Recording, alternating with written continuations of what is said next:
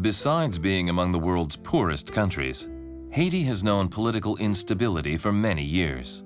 On January the 12th, 2010 at 4:53 p.m. local time, a violent earthquake swept through Port-au-Prince, a disaster Haiti most certainly did not need. Everything had to be rebuilt from the ground up, rubble cleared away, infrastructure rebuilt, employment and basic services provided to the people of Haiti, and of course, civil society restored. But through this nightmare, a number of initiatives have taken shape that offer a glimmer of hope. At a Public Services International meeting on the initiative of Brother Claude Généreux, CUPE and the Public Service Alliance of Canada offered their support for the project to rebuild the offices of the CTSP, the Confederation of Public and Private Sector Workers, which were destroyed in the earthquake. PSI, CUPE, and PSAC will fund the lion's share of this project, but will also rely on donations from the CUPE Newfoundland and Labrador Division, the SFPQ, Public Service Employees, the SQEES, Service Workers, and the APTS, Professional and Technical Employees in Health and Social Services. With support of Quebec and on the strength of financial support from international partners, construction began in March 2011. The CTSP launched the project with an appeal to Haiti's skilled labor force to carry it out, from drawing board to construction. Nous tenons précisément sur le lieu des ruines des bureaux de la CTSP. Il faut donc une présence physique bien campée. Et il y a une tente présentement qui tient lieu depuis plus d'une année de bureau de la CTSP, une tente 10 par 12.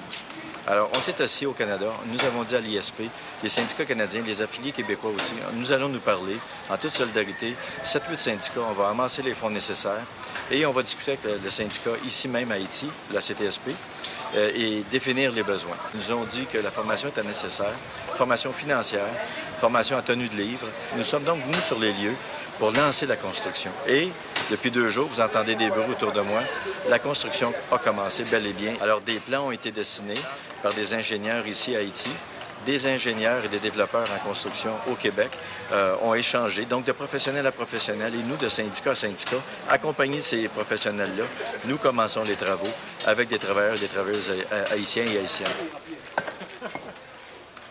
C'est un grand honneur pour nous, en tant que syndicat, de pouvoir participer à ce projet avec les gens sur le terrain ici de la CTSP. Ce qui est vraiment important pour nous, c'est qu'ils puissent avoir des bureaux pour recommencer ou continuer le travail qu'ils font, un travail syndical acharné ici. Puis c'est important pour nous que ce soit les travailleurs de la place avec un ingénieur de la place qui ont identifié leurs besoins. Nous, on est ici pour les appuyer et on en apprend autant que... on en apprend beaucoup d'eux. C'est un privilège pour nous de travailler avec eux.